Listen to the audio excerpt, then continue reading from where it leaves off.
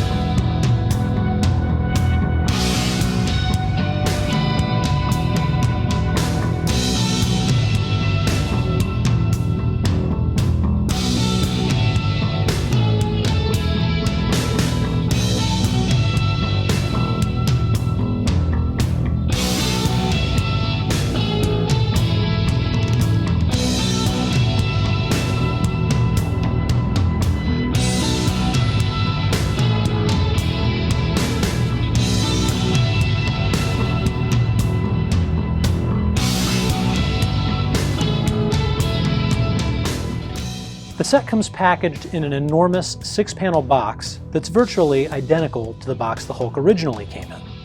The box has a wraparound image of the Hulk dominating the front of the box, and an image of Mark Ruffalo as Bruce Banner on the front as well. Matching all the other Avengers packaging, the box is also decorated in a few small foil-stamped accents in the form of the International Radioactive Trefoil symbol and the Avengers logo. Inside the packaging, you're going to find Banner and all the accessories in a couple of clear plastic vacuform trays. The Hulk is going to be in a thick styrofoam tray, just like he was in his original release. This is one tremendous figure set, and I've been waiting forever to get my hands on it, so let's check it out. Banner is 12 inches tall and features a Mark Ruffalo portrait with a decent likeness by Kojo. He comes with an assortment of standard hand sculpts, with one interesting variant hand, specially sculpted to hold his glasses, which is a neat little option to have when posing this guy. Measuring 16.5 inches tall and weighing in at 5 pounds, the Hulk is one massive figure that's going to dominate any shelf you put him on. The Hulk portrait is perfectly sculpted by Kim Hyun, replicating the likeness of the Green Goliath, as well as the subtle undertones of Mark Ruffalo.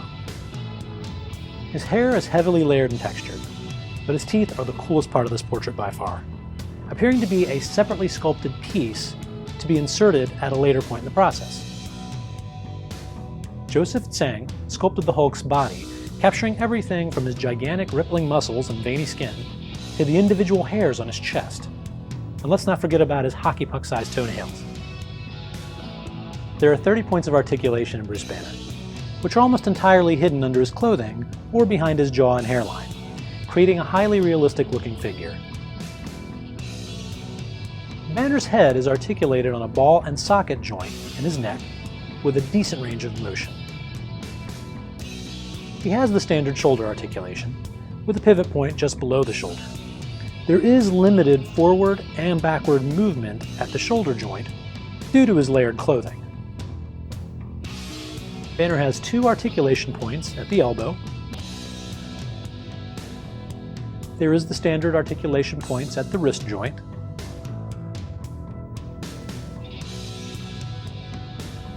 He has an ab crunch in his torso.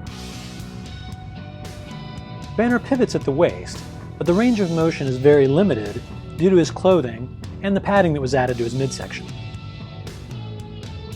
He has the standard hip articulation, with a pivot point near the top of his thigh. Banner has 2 points of articulation in his knees. His ankles have the standard articulation with a wide range of motion. There are 20 points of articulation in the Hulk, and for a figure that's mostly naked, Hot Toys did a pro job at hiding his joints under clothing or at natural flex points. The coolest effort at hiding his joints are at the elbows, where the articulation is completely covered with a thick layer of durable vinyl skin. I would love to see this as a standard feature on the knees and elbows of any figure that has exposed joints. The Hulk has purse-like eye articulation, The only difference is that the Hulk's eyes are controlled separately rather than in parallel.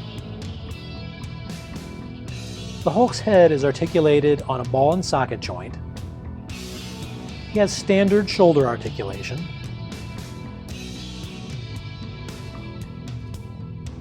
The Hulk has ball and socket joint articulation within his wrists. The Hulk comes with a pair of open palm hands, which feature articulated fingers utilizing concealed bendable wires. His waist articulates on a large ball and socket joint. His hips have standard articulation.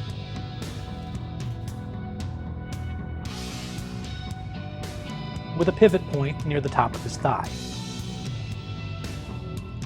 The Hulk has a single articulation point at the knee, and his feet are articulated on ball and socket joints as well. With excellent art direction by Kojun and Yuli, and paint by J.C. Hong and Joseph Tsang, the paint job looks fantastic on these guys. Banner has very natural, lifelike skin tone, with the standard high gloss on his eyes and semi-gloss on his lips. His hair has a very subtle brown coloring, with an even more subtle application of gray tones. The paint application on the Hulk is where the paint job really excels on this set. If you can believe it, the Hulk has very natural looking skin, even though it's green. There's body hair, and several tones and alternating shades of green that blend so seamlessly they go largely unnoticed. They even painted the chest hair. Hot Toys replicated the subtle graying of Banner's hair on the Hulk's hair as well. They added 5 o'clock shadow and tiny beads of sweat to the Hulk's face, and a high gloss finish to his mouth and teeth. I really love the paint apps on the Hulk portrait. It is incredibly lifelike. Banner and the Hulk come with all the accessories you'll need to recreate nearly any look from the Avengers film.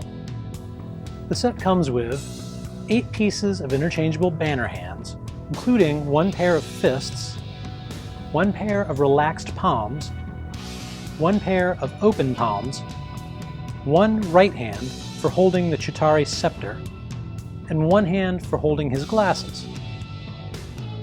The set includes Loki's Chitauri scepter, 1 pair of glasses, 1 wristwatch, 1 figure stand with Bruce Banner nameplate and Avengers logo, 2 pairs of interchangeable Hulk hands featuring 1 pair of fists and 1 pair of relaxed palms with bendable fingers. The set includes a couple pieces of damaged metal-like structural steel debris. The set also comes with a really cool diorama base of a fallen Chitauri foot soldier. This base was originally only available with the Iron Man Mark VII Battle Damaged Movie Promo Edition, so I am psyched that we got another shot at getting this awesome display base. Banner comes dressed in a purple shirt with brown jacket, trousers, and shoes. His jacket has a silky brass-colored lining with all the tailoring you might find on its life-size counterpart. His trousers have a Velcro and button closure.